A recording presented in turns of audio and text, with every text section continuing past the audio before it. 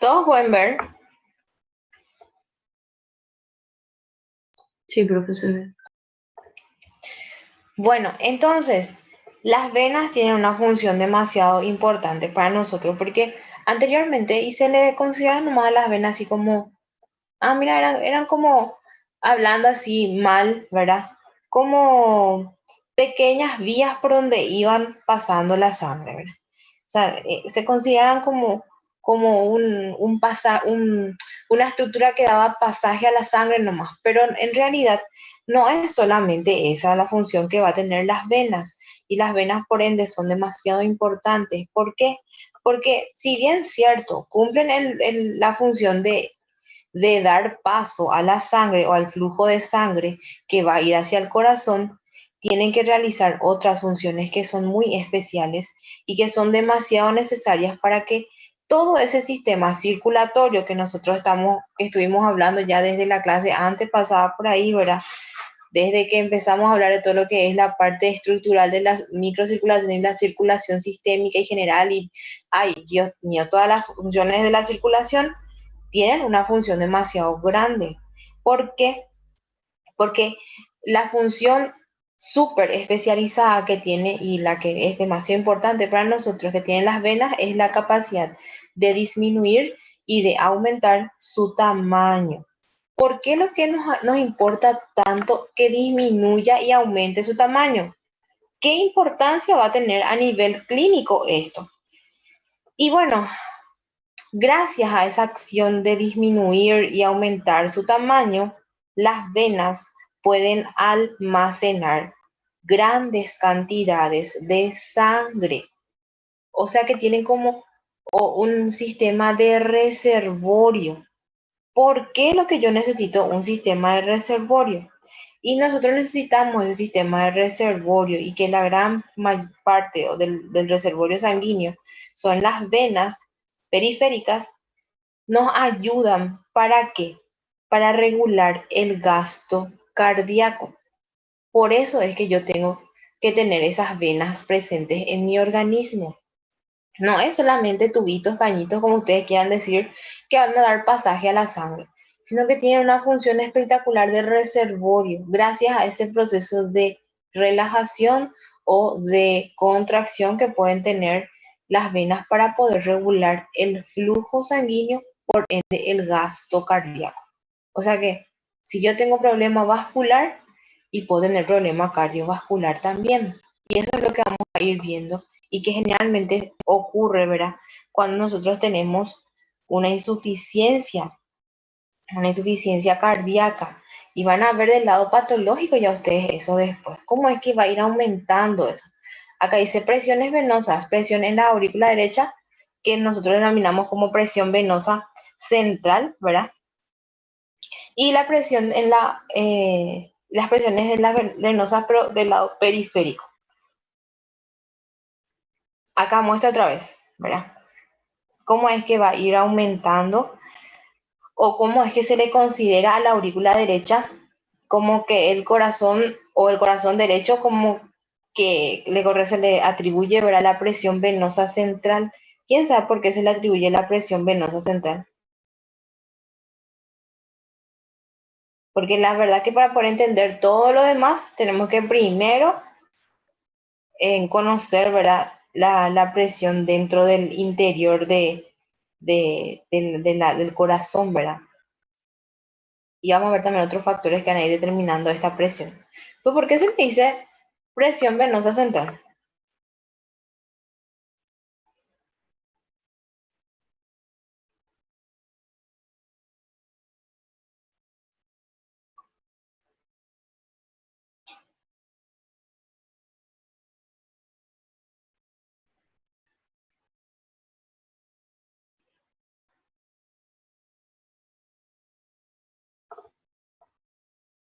Todos me están escuchando, ¿verdad? Sí, profe, no sabemos nomás qué decirte.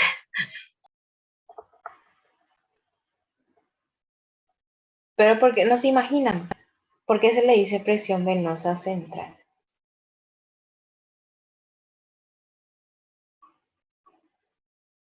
¿Qué significa central?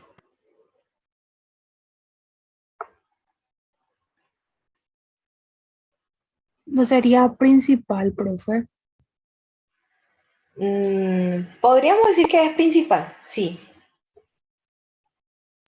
No podría ser por lo de las cavas, profe. En la aurícula se desembocan las cavas. Muy bien. Porque, ¿dónde es que va a ir, así como dice la compañera, dónde es que va a desembocar toda la confluencia en sí de la sangre venosa? ¿Dónde es que va a ir todo? En el corazón. En el ventrículo, en la aurícula, derecha, izquierda. ¿Dónde es que se va a ir toda la sangre? A la Justamente ahí. aurícula derecha. Por eso es que nosotros le denominamos a esa presión venosa central. Y ahí viene la participación de las venas cavas. Y las venas cavas son demasiado importantes de vuelta, justamente porque va a enviar toda la cantidad de sangre que se encuentra en cada rincón de nuestro cuerpo, tanto inferior por debajo del corazón como por encima del corazón, hacia la aurícula derecha. Por eso es que le denominamos presión venosa central. Pero no nos quedamos ahí en presión venosa central nomás y o para ahí. Hay factores que pueden, o en realidad factores que van a determinar todos estos procesos. ¿Para qué? Para que puedan estar reguladas y para que puedan estar en equilibrios también, porque dos componentes justamente son las que se van a ir eh, regulando por el equilibrio que va a tener que existir entre la capacidad que va a tener mi corazón de qué cosa, de bombear, de hacer la acción propiamente luego del corazón, de bombear sangre hacia el exterior de la aurícula y del ventrículo derecho, ¿hacia dónde? Hacia los pulmones.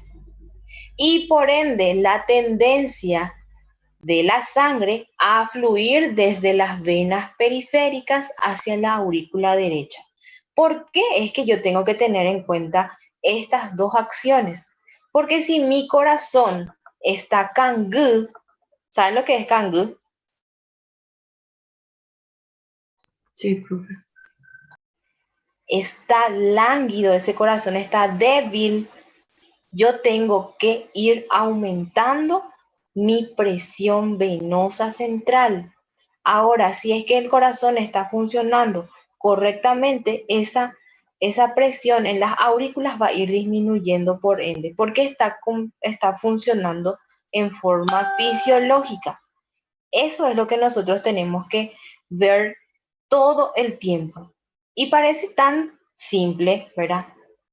Pero es algo que nos va a ayudar a poder determinar si es que mi paciente está con una funcionalidad inclusive correcta a nivel cardiovascular o si es que hay alguna alteración a ese nivel. Específicamente si es que hay un proceso de insuficiencia. Todo lo que sea insuficiente quiere decir que es bajo, que no cumple con el estándar requerido para el sistema, para el cuerpo en sí, ¿verdad? Entonces, tengo que tener en cuenta todo esto. Y eso es lo que vamos a ir viendo. ¿Me están siguiendo hasta acá, chicos?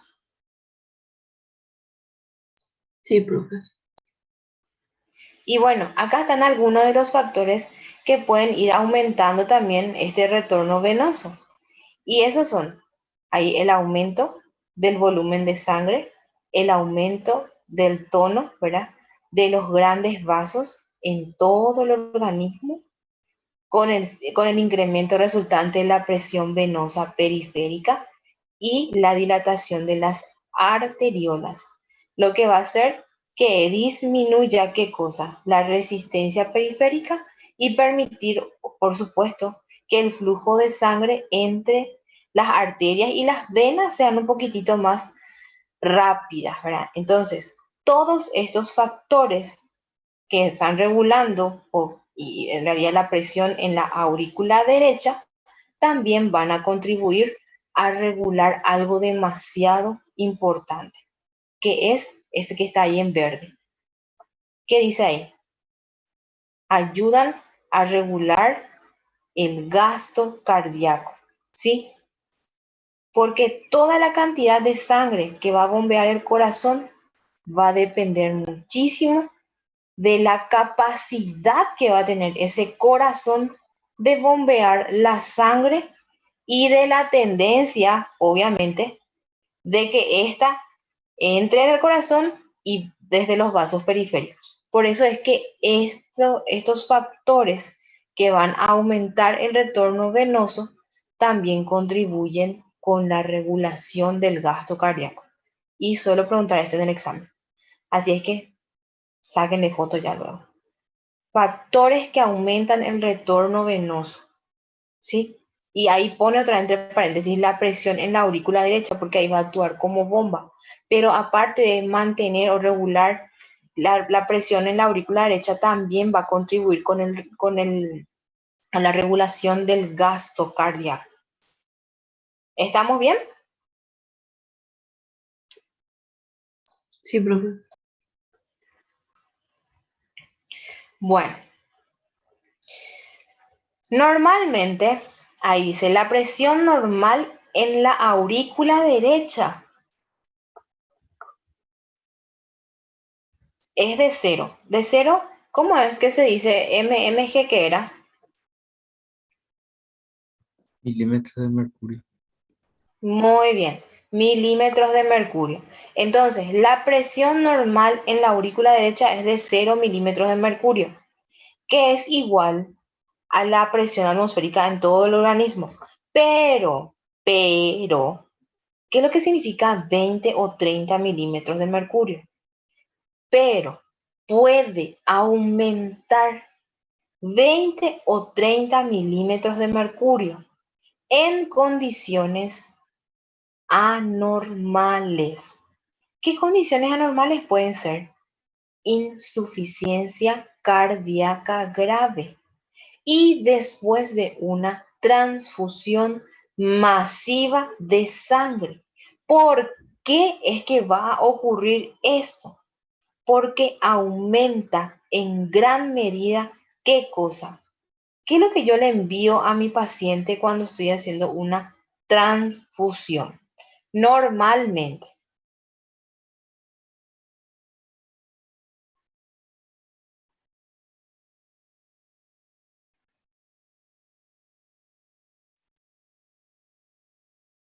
¿Cuál fue la pregunta, profe?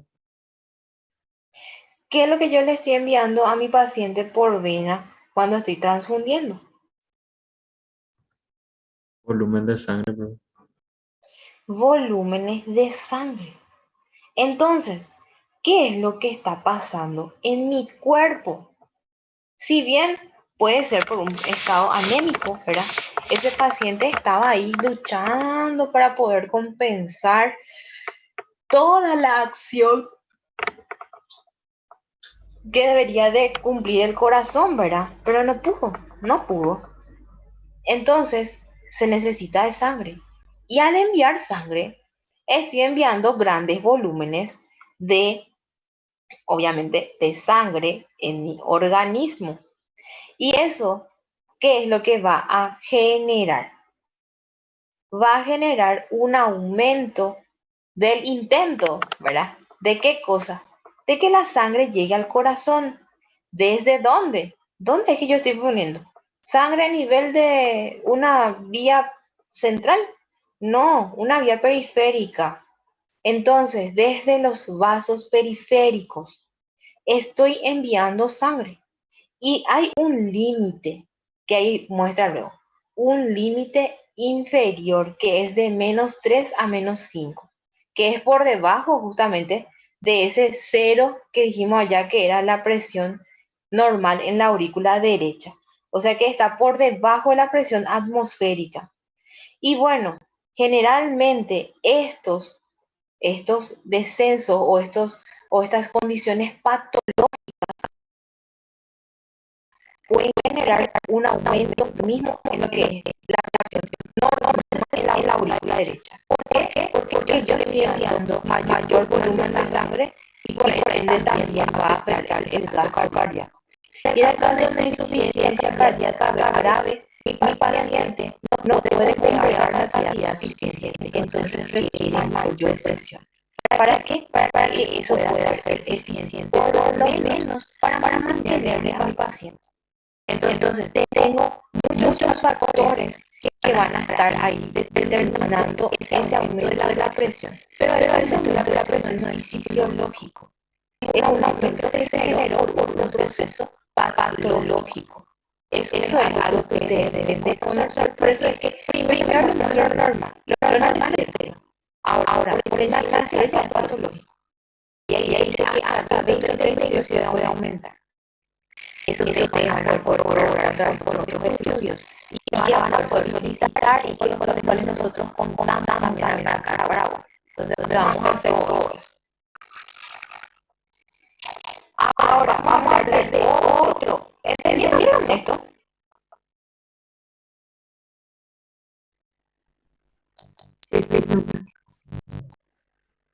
¿Por qué hoy están tan caídos?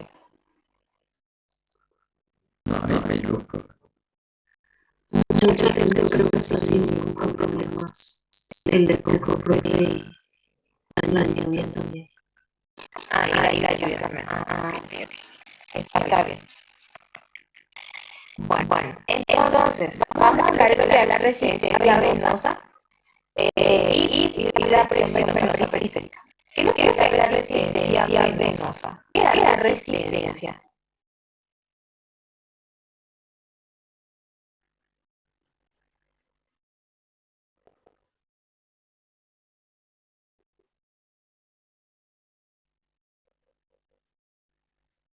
¿Qué es la resistencia? Capacidad de la vena de aguantar resistencia, profe.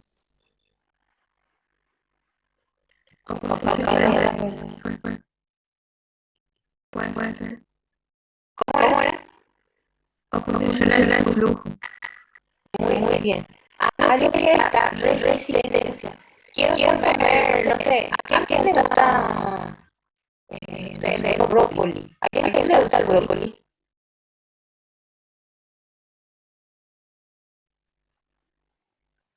El coliflor.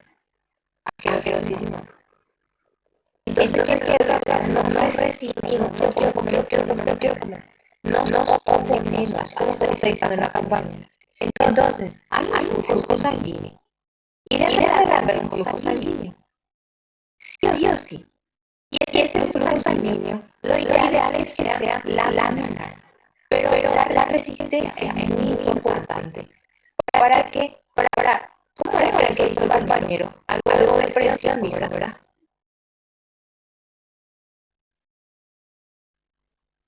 Así fue, doctor. Profe. Entonces, la resistencia me ayuda también con la presión venosa. Entonces, los dos, sí es cierto, los dos están en lo correcto. Uno es que hay una resistencia y que justamente esa resistencia es necesaria para la presión que va a existir en las pequeñas venas, ¿verdad? O en las venas más pequeñitas. Y sin embargo, en comparación, ¿verdad? Con las grandes o con las grandes venas que tienen muy poca resistencia al flujo sanguíneo y generalmente están bastante distendidas y su resistencia es casi cero.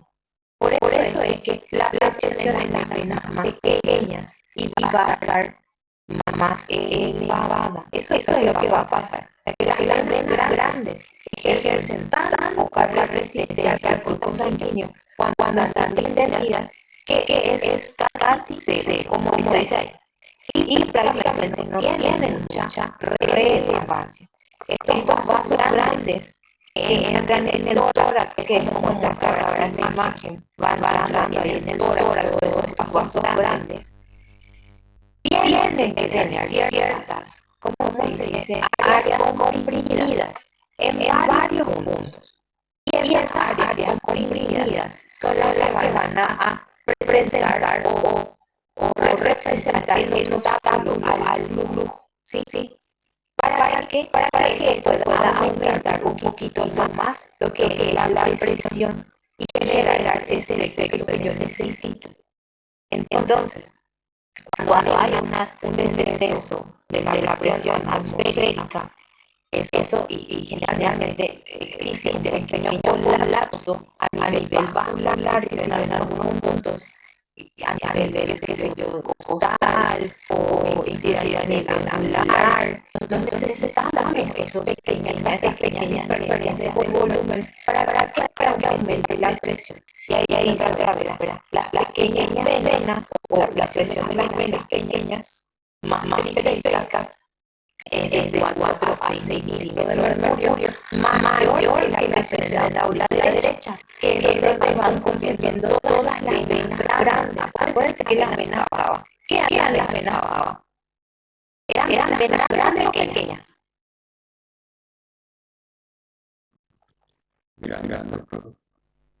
Grandes. Y yo quiero traer los años del dedito. Y en comparación con las venas que encontrar a nivel del miembro inferior, allá a nivel del dedito, o a nivel del vaso, a nivel del riñón, ¿son más pequeñas o son igual de grandes que ellas? Más pequeñas. Entonces, mayor presión. ¿Para qué? Vamos a ver enseguida. Para que descensa el flujo que vamos a tener nivel para llegar hasta las venas abajo. Y que estas pueden desembarcar nuevamente y enviar su contenido a la aurícula de la derecha. Y por eso es que hay la presión nuevamente es de 0 milímetros de mercurio. ¿Por qué? Porque no hay resistencia. La resistencia va a aumentar la presión. Y es importante, por eso que dice resistencia venosa y presión venosa periférica. Esto va a ayudar a frenar el aumento de la presión. ¿Estamos bien? Sí, profe. Entonces, acá dice, la aula de la derecha, o la presión en realidad, en la aula de la derecha, aumenta por encima del valor normal de 0, la sangre comienza a volver a las venas grandes, con lo que aumenta el tamaño de qué cosa, de las venas, de los puntos de colapso se van a ir abriendo y aumenta la presión venosa periférica, ¿dónde? En las extremidades y en todo el cuerpo. Porque no es que llega más sangre, no puede que salga bien. Y ese cambio de presión que yo voy a tener es demasiado importante. Por eso es que cuando nosotros hablamos, en primer lugar, hablamos de todos los componentes que forman parte de la circulación. Y hablamos de las arterias, los arterios, los capilares, las venas, las venas y demás. ¿Por qué? Porque estos están atacando mucho la presión. La presión va a tener que soportar ciertos órganos. Entonces, nuevamente, todos estos efectos que va a tener la presión, que va a estar elevada en algunos casos, desde la aula de la derecha, tienen que estar regulados, ¿sí? Y va a ir relajándose. Y en algunos casos, en la mayoría de los casos, es necesaria para que yo pueda abrir todos esos puntos de colapso y generar una disminución de la resistencia. Eso es lo que va a pasar. Esa presión va a ayudar a abrir esos puntos de colapso y aumentar el riego venoso en las extremidades de todo mi cuerpo. ¿Estamos bien? Sí, profe. Bueno, hay efectos de la presión abdominal de las presiones venosas de las piernas, ¿verdad? Generalmente la presión en la cavidad abdominal de una persona de circuito es de más 6, pero esto puede aumentar hasta 15 o 30 milímetros de mercurio, pero va a depender muchísimo de ciertos factores que generen una presión externa, ¿sí? Yo puedo tener, miren, una cosa que tengo que tener súper, mira, acá aquí en cuenta es que nosotros podemos tener factores externos que puedan generar un aumento de la presión vascular a nivel del miembro inferior.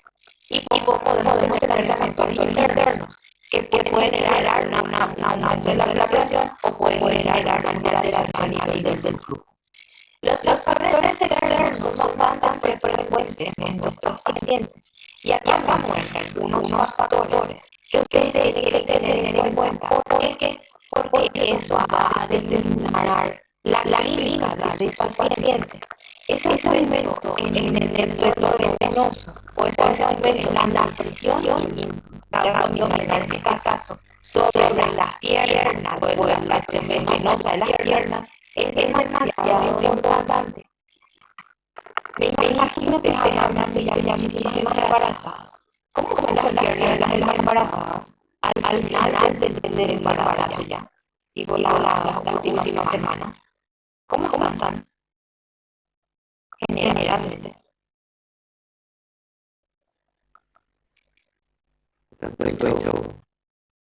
Están todas hinchaditas, ¿verdad? ¿Por qué? Porque hay una extravasación vascular luego que genera edema. Y esa extravasación vascular mínimo puede ser la distensión excesiva que están sufriendo esas estructuras vasculares. Por eso es que le ponen como ejemplo a la embarazada. ¿Sí? Otro ejemplo puede ser los pacientes con procesos morales.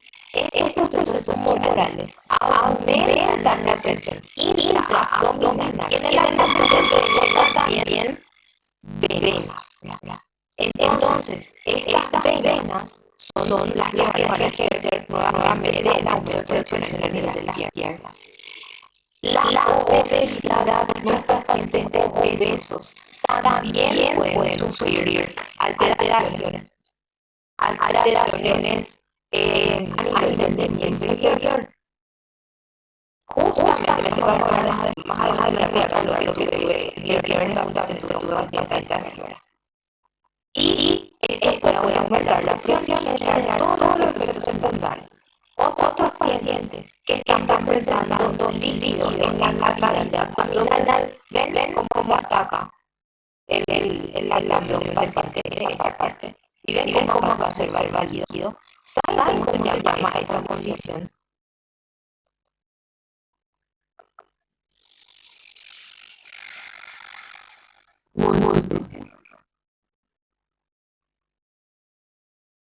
¿Cómo se llama?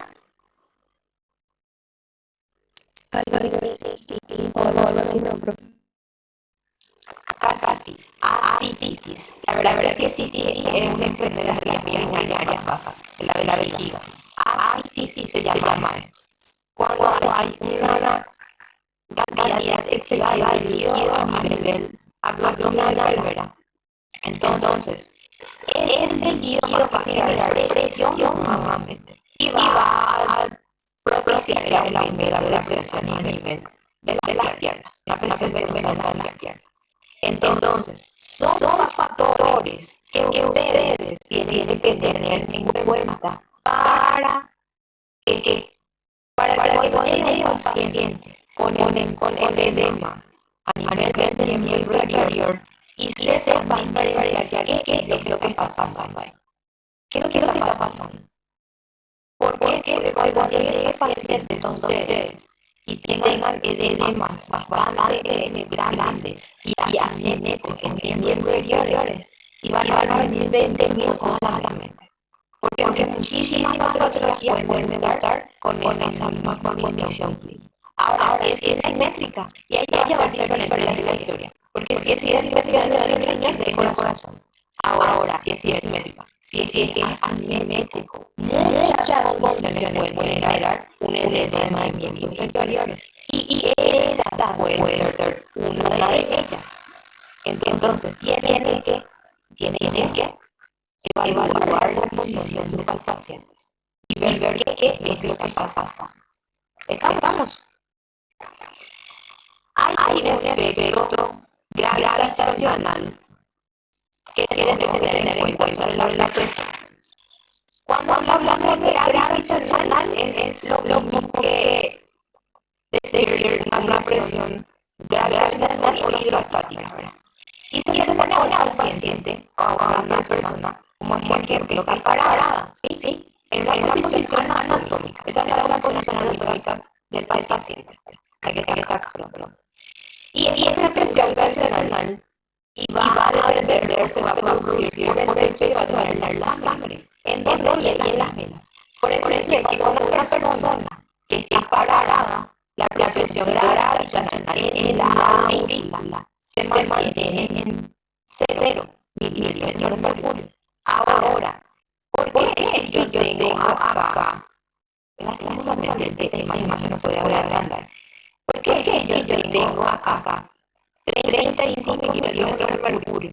Porque se suman desde esta parte, desde la circunferencia de acá, desde el antebrazo y el brazo, todas las presiones por eso es que llega a 35. A nivel abdominal va a ir aumentando hasta el miembro inferior donde va a haber. O sea, se va a expresar la mayor cantidad de presión que se va a ir concentrando toda la sangre. Es como que va yendo todo. Es lo mismo que cuando tienen la situación hidrostática, no sé si van a llamar, pero por la mar, van a ver cómo es la presión a nivel del mar y cómo va bajando por debajo del mar, por debajo del nivel del mar. Las presiones atmosféricas van a ir aumentando y lo mismo va a pasar a nivel orgánico, a nivel del cuerpo. Cuando más va a aumentar la presión. No sé si me están entendiendo ahí. Sí. Bueno. Y acá nuevamente el efecto de la factor gravitacional de las presiones de las arterias y otras presiones generalmente esto va a ir evidenciándose. Y a nivel de las arterias periféricas y los capilares. Por eso es que cuando nosotros medimos la presión, generalmente tiene que estar en 120 a 100 a 120 milímetros de mercurio. Cuando a nivel del corazón. Pero si quieren, y en una postura sentada y con hiperextensión, ¿verdad? En hiperextensión 100 milímetros de mercurio. Ahora sentada eso va a cambiar un poquitito. La presión y a nivel periférico, ¿verdad? Y si quieren medir la presión a nivel del miembro inferior también va a ser diferente. Por eso es que medir la presión a nivel de miembro inferior y que ese paciente se encuentre parado o acostado.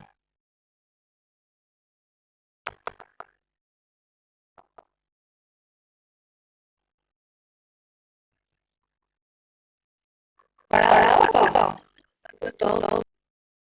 Acostado, porque si no vamos a tener un valor bien elevado.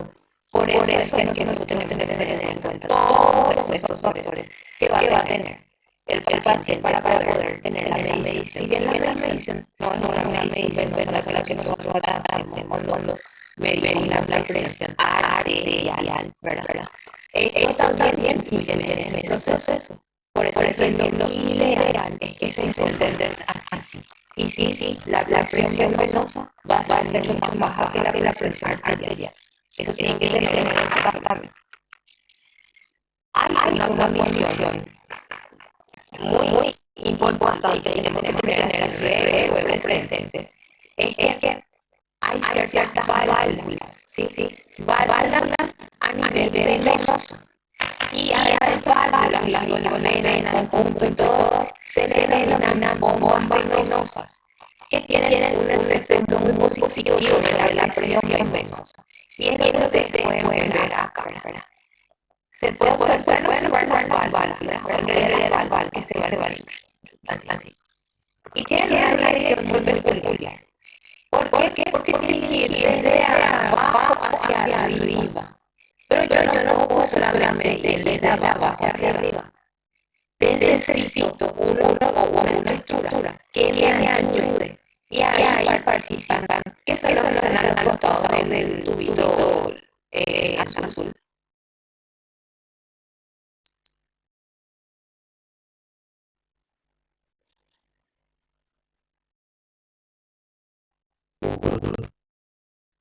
Músculos.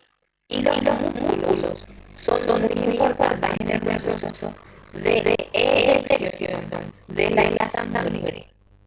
Entonces, cuando ustedes están soportando grandes presiones por muchísimos motivos, tanto laborales como patológicos, estos músculos deben de tener una función espectacularmente grande para poder enviar sangre desde la periferia, o sea, miembros inferiores hacia el corazón. Entonces se controlarán. Ahora luego de ustedes están sentados, me imagino, ¿verdad? Están sentados y pueden mover las piernas. Al mover las piernas, ¿qué es lo que pasa con las rodillas? ¿Qué pasa? Mano con la pierna, los pies. Perdón. Saca la labra. Se puede acalambar también, ¿verdad? O en realidad lo que ocurre es una contracción. Y al contraerse, esto sería ¿verdad? Al calamar ya en otra situación, ¿verdad? Pero lo ideal es que se contraigan. Lo mismo pasa con los pacientes que son militares, por ejemplo, con los docentes, que pasan 20.000 horas parados.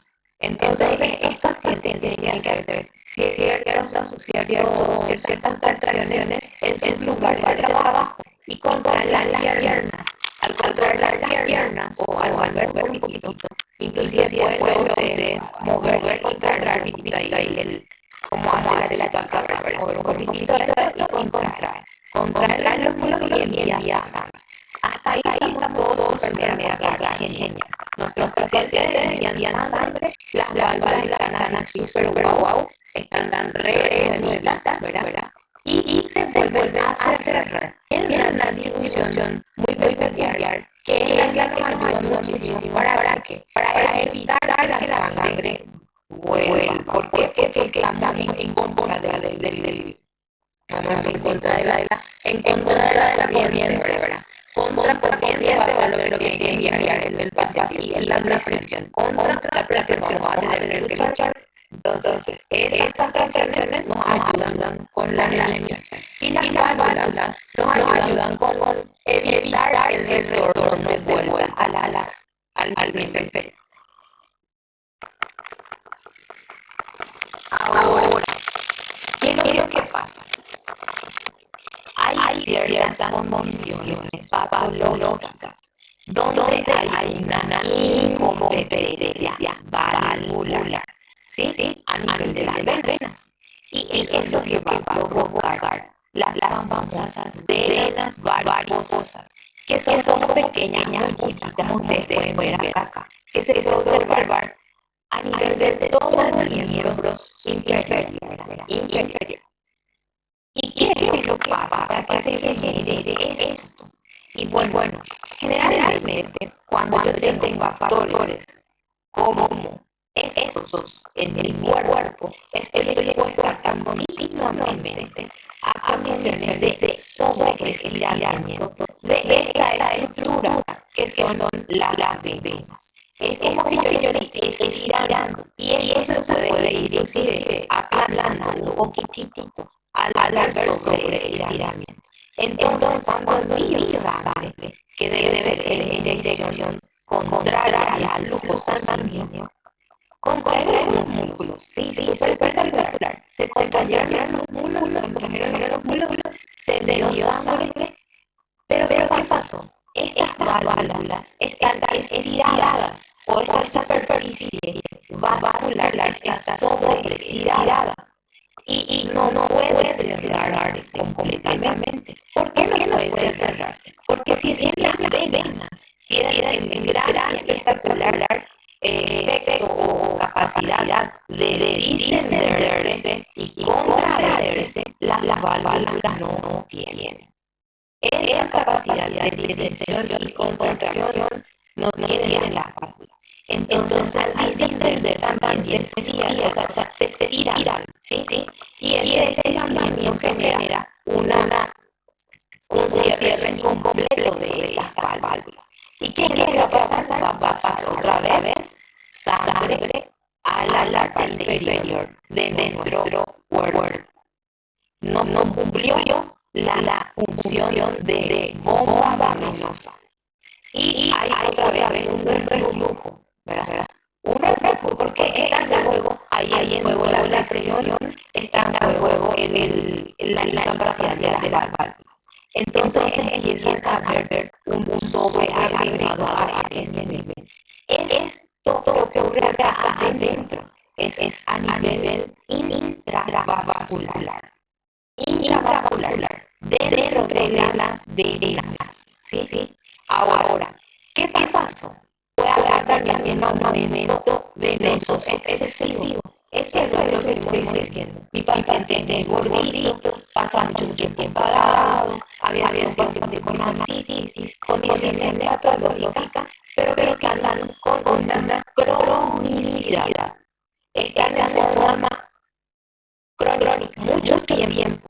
El embarazo, 9 meses, ¿verdad? Dependiendo justamente de embarazada, luego era una embarazada con obesidad mórbida, se embarazó otra vez, tiene un plus más de peso y aumento de presión hacia el miembro inferior. Todo eso se puede tener en cuenta. Un gran tumor a nivel abdominal con presiones externas que van a favorecer el estiramiento venoso excesivo. ¿Sí? Entonces, eso puede provocar la presencia de venas varicosas, que es demasiado frecuente en los medios y que tenemos que tener muy presente todos los factores, tanto internos como externos, que pueden estar presentes en ese paciente. Como dije, no. Hay un poquito de todo lo que es también la distensión a nivel vascular, ¿verdad? Y antes de pasar a esto, que es la función del reservorio de la sangre, le voy a comentar lo que justamente recibimos el viernes pasado, que era un paciente de sexo masculino, de 55 años de señor. ¿Qué pasó? El señor consultó en la urgencia. ¿Por qué? Porque se le hinchó una de las piernas. Se le hinchó. Y no le había mucha importancia. Era una condición patológica. Casi, no sabía que hicieran en 15 días del evento principal, porque se cayó y pensó que se saltó la pierna porque más le dolía y que fue como un traumatológico. Y después dejó de estar y vino a última instancia con nosotros, ¿verdad? Y bueno, le miramos nosotros, este paciente justamente presentaba estas bultas, ¿verdad?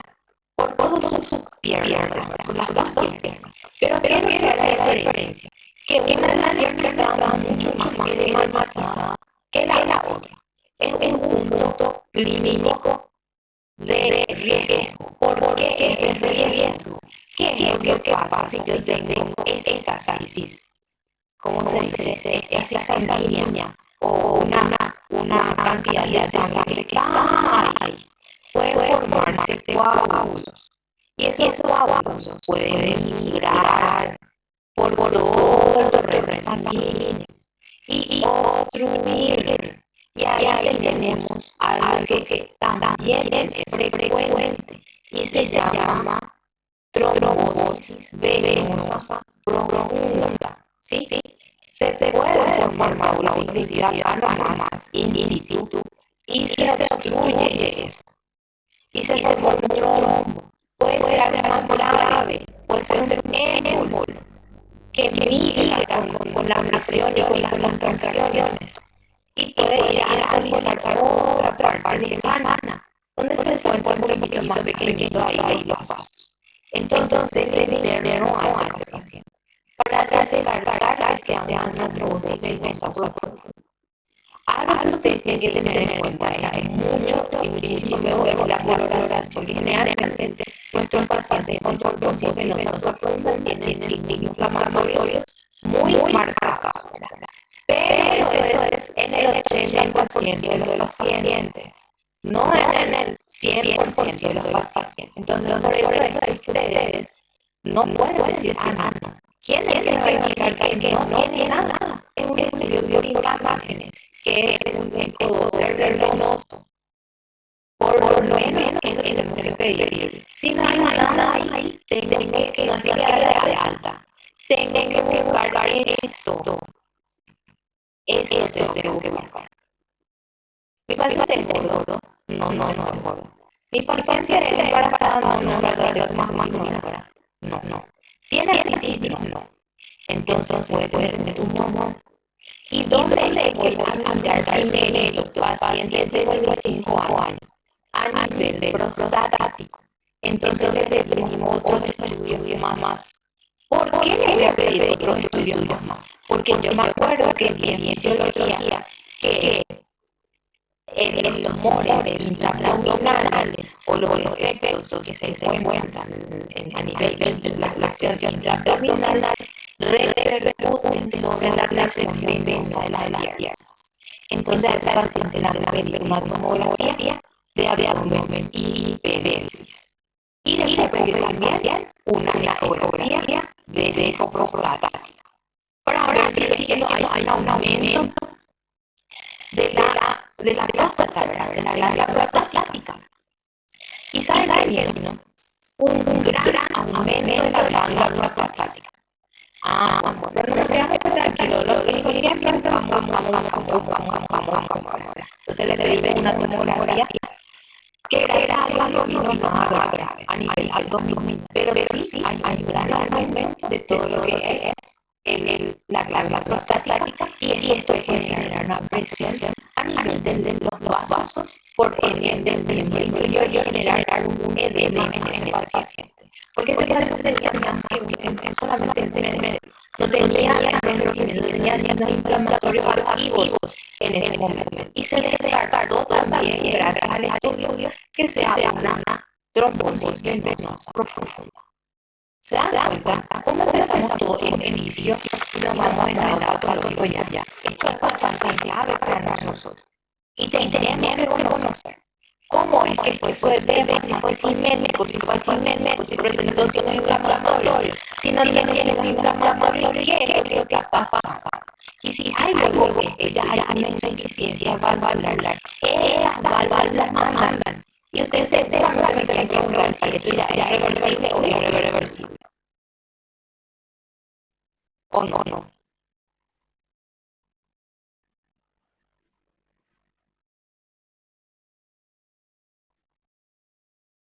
Me escuchan proyectos ustedes, Dios mío. ¿Qué cosas han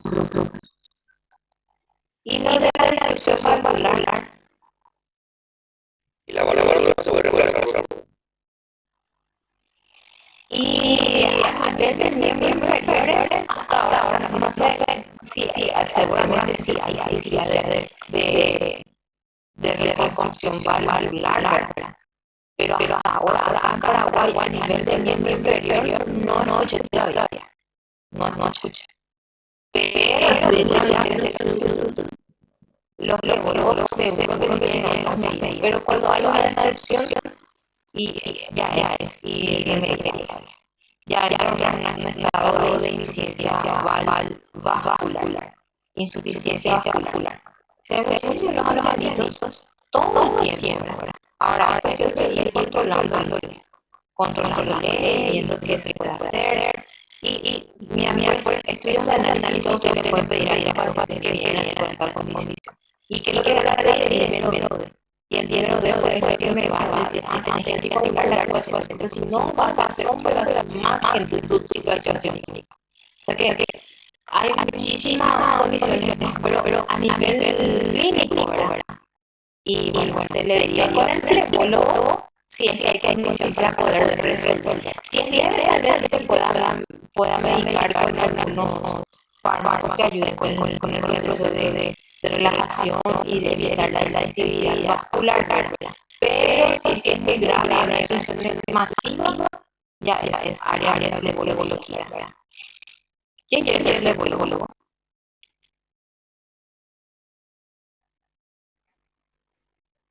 No se funciona a pensar todavía, ¿verdad?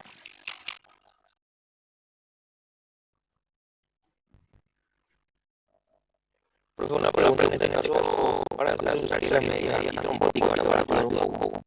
En el caso de Sí, algunos se puede utilizar. Sí, se puede utilizar. Genial, lo que ayuda con la compresión. Y se puede utilizar las medidas antitrombóticas. Así es espectacular. Se puede ver. Y otras medidas también.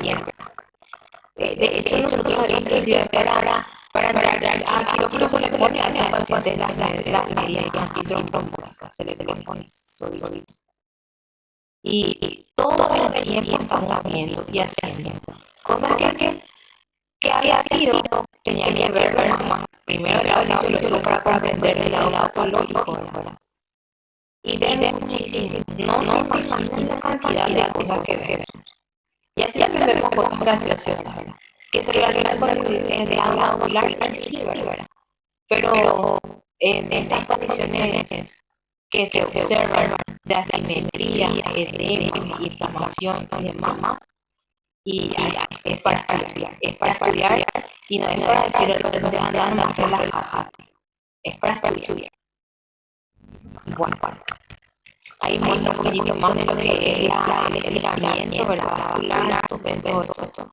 Esta parte puede haber una implicación vascular en casos de condiciones patológicas muy extremas que involucran a la insuficiencia cardíaca. Acuérdense que también puede generar un aumento de la presión y esto puede generar también un aumento de la sensibilidad de las venas. Y eso es lo que nosotros vemos muchas veces a nivel clínico, ¿verdad?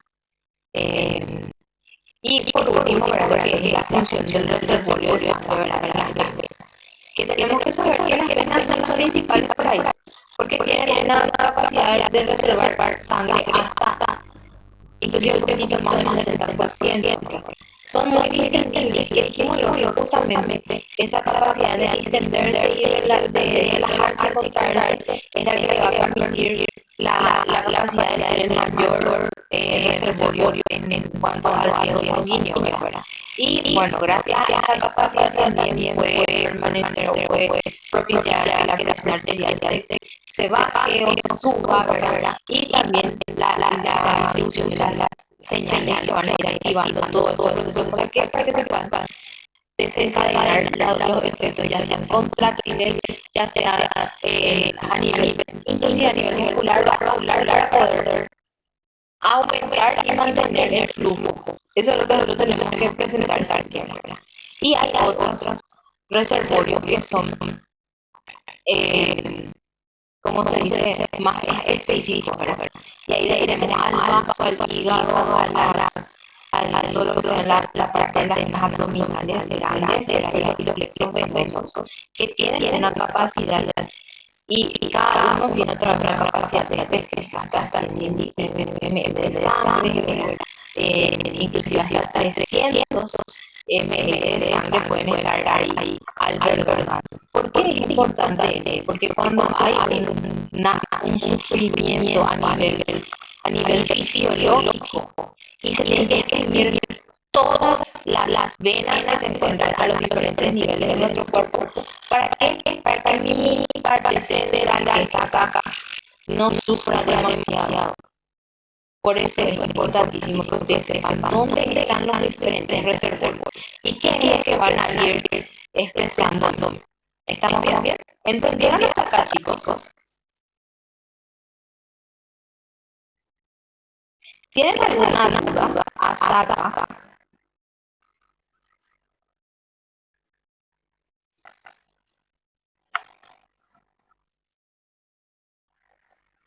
El capítulo 15 es, vean un poco si es que es mío para no hacerlo de paso. Capítulo 15 de circulación venosa y después también microcirculación, que es lo que vamos a dar también.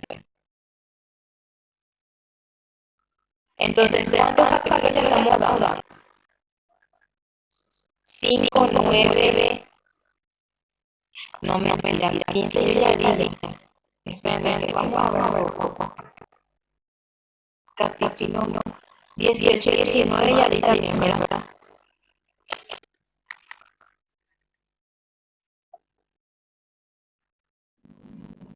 Ustedes también ven mi libro.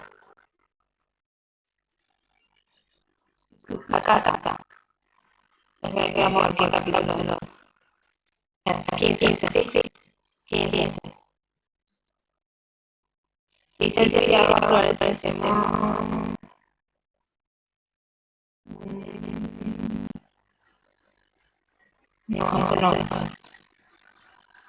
Este es el Villa.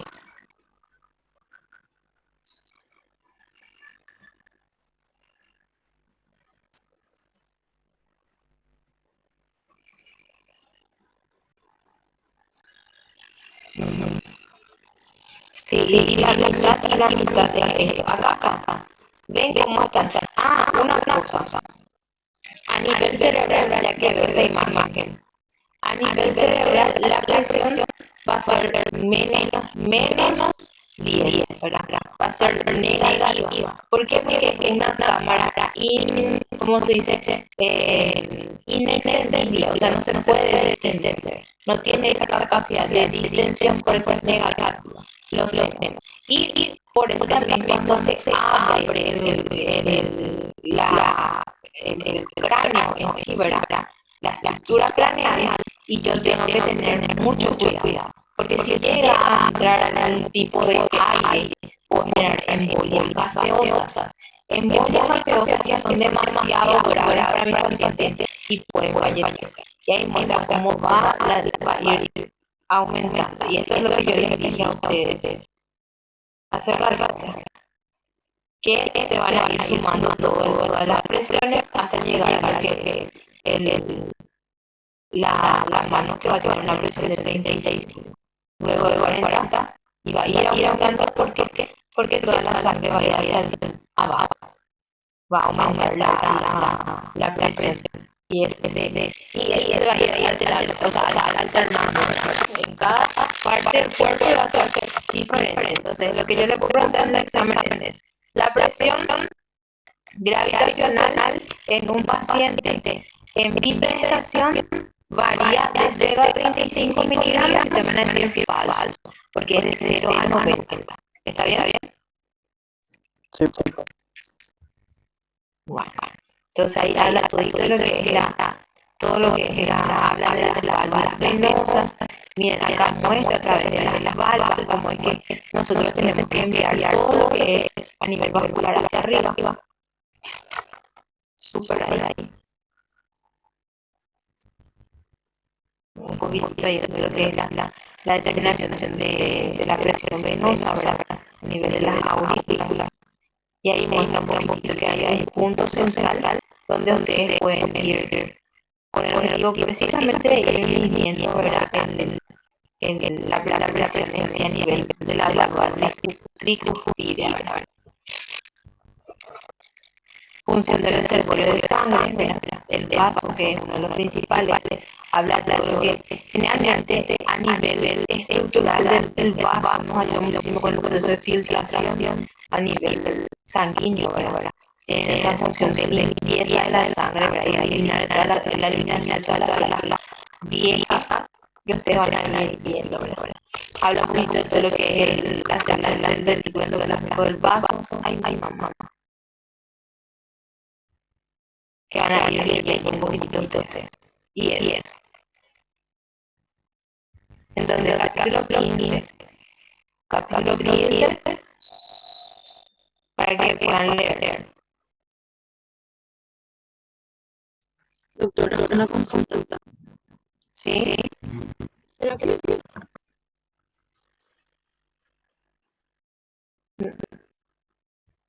¿Te escuchaste, será que? discúlpame, no hablaron? Pero ¿será que me encuentro el capítulo que ya había dicho para corroborar con mi contacto? Bueno, voy a ¿qué les parece si es que en el receso hago todo eso? Y les digo todos los capítulos que ya desarrollamos. Yo no quiero saltar ninguno. Está bien, gracias, doctora. Dale, dale, chicos. Y bueno, entonces vamos a volver